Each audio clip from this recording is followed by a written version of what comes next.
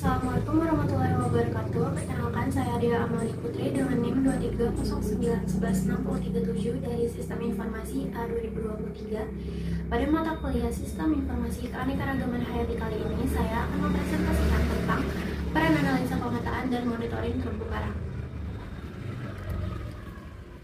Selanjutnya, pada bagian pendahuluan, terumbu karang merupakan ekosistem laut yang sangat penting dalam menjaga keseimbangan ekologi perairan. Namun, terumbu karang menghadapi ancaman serius akibat perubahan iklim dan juga aktivitas manusia. Penelitian ini akan membahas lebih jauh tentang bagaimana teknologi penginderaan jarak jauh dan juga metode lapangan dapat menjadi kunci dalam upaya pemetaan, monitoring, dan konservasi terumbu karang. Jadi kita akan masuk ke bagian definisi dan fungsi dari terumbu karang. Jadi terumbu karang merupakan struktur kalsium karbonat hasil simbiosis karang keras atau nama latinnya Scleractinia dan juga alga berkapur. Terumbu karang ini berkembang di perairan tropis yang dangkal, jernih, dan hangat. Di sini ada fungsi dari terumbu karang. Yang pertama itu ada fungsi ekologis. Jadi fungsi ekologis terumbu karang yang pertama yaitu adalah sebagai pelindung pantai.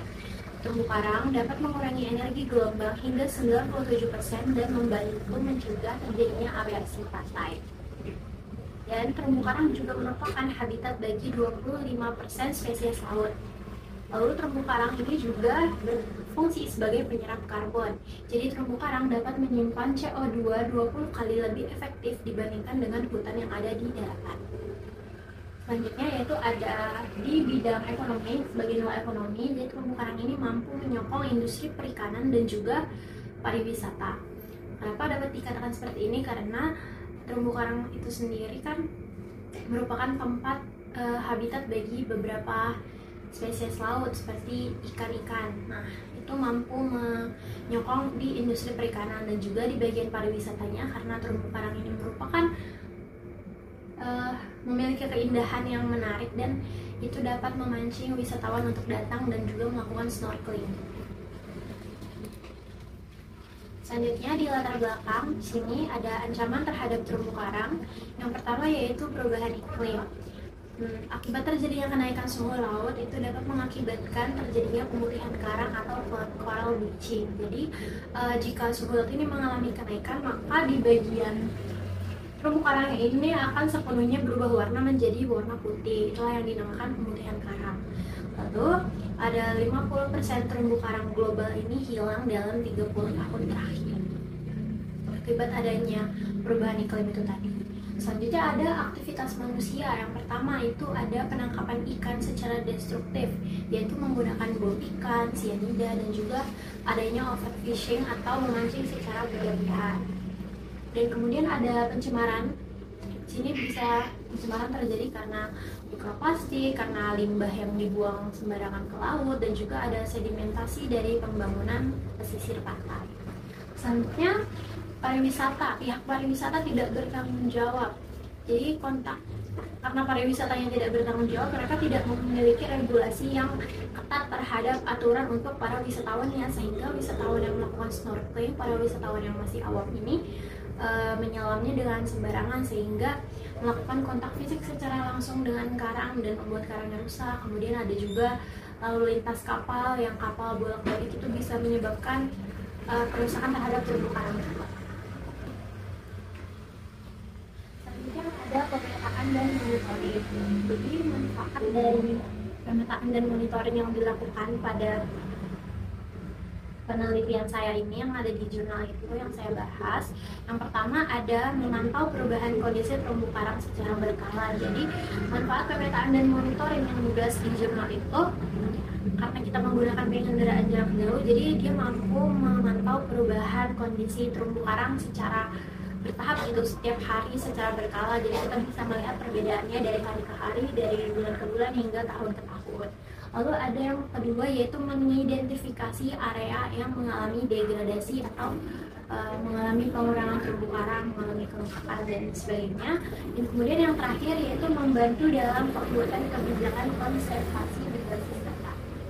Jadi penggunaan teknologi seperti penginderaan jauh ini memungkinkan pemantauan secara luas dengan efisiensi yang lebih tinggi dibandingkan dengan menggunakan metode konvensional. Nah, jadi studi kasus yang saya bahas di sini yaitu terumbu karang di Labuan Bajo. Jadi dari hasil pemetaan itu menunjukkan bahwa luas terumbu karang di Labuan Bajo ini mengalami peningkatan dari 123,27 hektar pada tahun 2017 menjadi 139,61 hektar pada tahun 2020. Dan di sini terdapat beberapa faktor yang mendukung peningkatan terumbu karang. Yang pertama yaitu ada upaya rehabilitasi dan juga konservasi yang dilakukan oleh pemerintah dan juga lembaga lingkungan.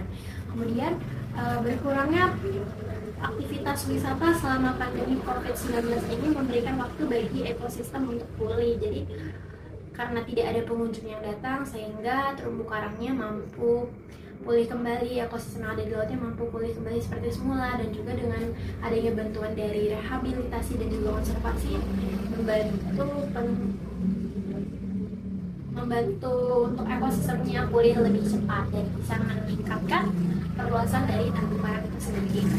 Meskipun terumbu karang ini mengalami peningkatan yang cukup besar, kualitas ekosistem terumbu karang ini masih perlu diperhatikan. Kenapa? Karena beberapa area itu masih tetap mengalami degradasi akibat adanya pencemaran dan juga eksploitasi dari sumber daya laut yang dilakukan oleh manusia yang tidak bertanggung jawab.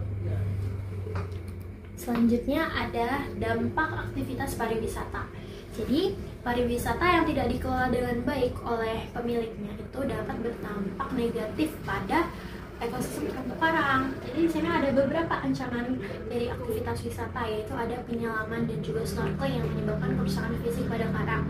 Seperti yang sudah saya jelaskan sebelumnya, apabila wisatawan ini melakukan snorkeling atau penyelaman kan otomatis langsung masuk ke dalam laut dan akan berdekatan dengan terumbu karang itu sendiri. Nah, apabila ada wisatawan yang mungkin kurang terlalu lihai dalam melakukan snorkeling, itu dapat bersentuhan fisik dengan terumbu karangnya, mungkin terkena kakinya atau bagaimana, sehingga dapat menyebabkan terumbu karangnya rusak secara mengalami kerusakannya pada fisiknya. Lalu ada juga peningkatan lalu lintas kapal wisata yang menyebabkan sedimentasi dan juga pencemaran air. Karena kan dengan banyaknya lalu lintas kapal wisata, otomatis wisatawannya pun lebih banyak, sehingga kadang-kadang mungkin dari pihak pariwisatanya itu yang tidak terlalu memperhatikan karena tidak memiliki regulasi yang tepat, sehingga para wisatawan ini melakukan hal-hal yang sembarangan dan tidak memikirkan tentang ekosistem laut ke depannya. Dan kemudian di sini ada solusi yang bisa dilakukan. Yang pertama yaitu meningkatkan edukasi bagi wisatawan tentang pentingnya menjaga ekosistem laut. Lalu juga kita bisa melakukan pembatasan dalam jumlah wisatawan. Selanjutnya ada dampak dari aktivitas perikanan. Jadi perikanan yang tidak berkelanjutan juga menjadi ancaman besar bagi ekosistem terumbu karang. Jadi di sini ada dua masalah utama yang dapat terjadi, yaitu yang pertama ada penggunaan bom ikan dan juga sianida yang dapat merusak struktur karang dan juga membunuh banyak biota laut. Nah, penggunaan bom itu kan sangat tidak dianjurkan ya, apabila dilakukan apalagi di laut yang memang kita mempertahankan agar terumbu karangnya, agar ekosistemnya tetap bagus, tetapi orang-orang tidak bertanggung jawab ini menggunakan bom ikan sehingga dapat merusak terumbu karang yang ada, dan juga biota-biota laut yang mungkin tidak diperlukan oleh mereka menjadi terbunuh juga. Nah, itu seharusnya tidak boleh dilakukan ya. Lalu yang selanjutnya ada overfishing atau memancing secara berlebih. Ini dapat menyebabkan ketidakseimbangan ekosistem laut karena dapat mempengaruhi pertumbuhan alga. Akibat overfishing atau memancing secara berlebihan yang dilakukan, akibatnya hewan-hewan atau ikan-ikan yang ada di laut ini menjadi berkurang, dan itu dapat mempengaruhi dari pertumbuhan alga itu sendiri. Selanjutnya ada langkah mitigasi atau langkah pencegahan yang dapat dilakukan untuk mengurangi dampak dari aktivitas perikanan ini. Yang pertama yaitu melarang penggunaan alat tangkap ikan yang dapat merusak biota laut seperti yang bom ikan dan juga cyanida itu tadi. Lalu ada yang kedua, ada memberikan pelatihan kepada nelayan tentang teknik perikanan atau memancing yang berkelanjutan atau yang lebih baik. dan dapat lebih aman terhadap ekosistem laut dan juga terumbu karang. Nah, lalu di sini ada peran teknologi dalam monitoring. Jadi dalam pembahas yang saya bahas di sini itu ada menggunakan dua metode dan ada dua alat. Yang pertama itu ada alat penginderaan jarak jauh dan juga citra satelit Sentinel-2A. Nah, di sini teknologi yang digunakan itu kita menggunakan satelit ya, itu untuk mendeteksi kondisi perairan dangkal dan juga perubahan ekosistem.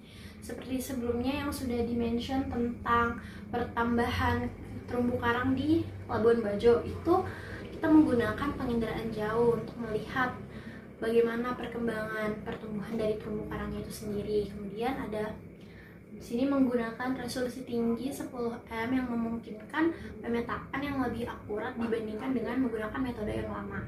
Selanjutnya ada metode Line Intercept Transect atau metode LIT. Nah, ini digunakan sebagai metode survei lapangan atau kita terjun langsung ke pantai, ke laut, itu untuk mengukur tutupan terumbu karang. Selanjutnya, data dari metode LIT ini dapat membantu memvalidasi hasil dari pemetaan berbasis citra satelit dan penginderaan jauh ini. Lalu kita masuk ke upaya konservasi. Untuk menjaga kelestarian ekosistem terumbu karang, berbagai upaya konservasi itu harus dilakukan dengan pendekatan yang lebih efektif. Nah, di sini ada beberapa langkah-langkah konservasi yang bisa dilakukan. Yang pertama yaitu pemantauan berbasis teknologi yang sudah dijelaskan sebelumnya yang menggunakan penginderaan jauh dan citra satelit. Kemudian ada edukasi masyarakat, jadi kita bisa mengedukasi masyarakat dan wisatawan-wisatawan yang akan hadir dan melihat ekosistem laut ini, itu bisa diedukasi agar mereka paham betapa pentingnya menjaga lingkungan sehingga mereka tidak akan sembarangan melakukan sesuatu yang dapat menyebabkan kerusakan. Lalu kemudian regulasi ketat. Nah, ini regulasi yang ketat dari seperti di pihak pariwisata ataupun dari lembaga kelautan itu bisa dilakukan juga agar masyarakat awam tidak bisa sembarangan melakukan hal-hal yang tidak seharusnya. Dan kemudian yang terakhir adalah restorasi karang. Jadi kombinasi dari regulasi yang ketat dan juga partisipasi masyarakat ini akan mendukung keberlanjutan dari terumbu karang itu sendiri. Sekarang kita sudah sampai ke bagian kesimpulan. Jadi pemetaan dan monitoring ini merupakan langkah yang penting dalam menjaga ekosistem terumbu karang. Dengan teknologi yang digunakan seperti citra satelit Sentinel-2A dan juga metode Line Intercept Transect atau metode LIT, pemantauannya dapat dilakukan dengan lebih efisien dan lebih akurat. Namun meskipun sebelumnya telah terjadi peningkatan luas terumbu karang di beberapa daerah, ekosistem ini masih menghadapi berbagai ancaman dari aktivitas manusia dan juga perubahan iklim. Oleh karena itu, diperlukan kebijakan konservasi yang lebih ketat serta peningkatan kesadaran masyarakat untuk menjaga kelestarian ekosistem terumbu karang di masa dan di generasi mendatang. Sekian presentasi dari saya. Terima kasih. Wassalamualaikum warahmatullahi wabarakatuh.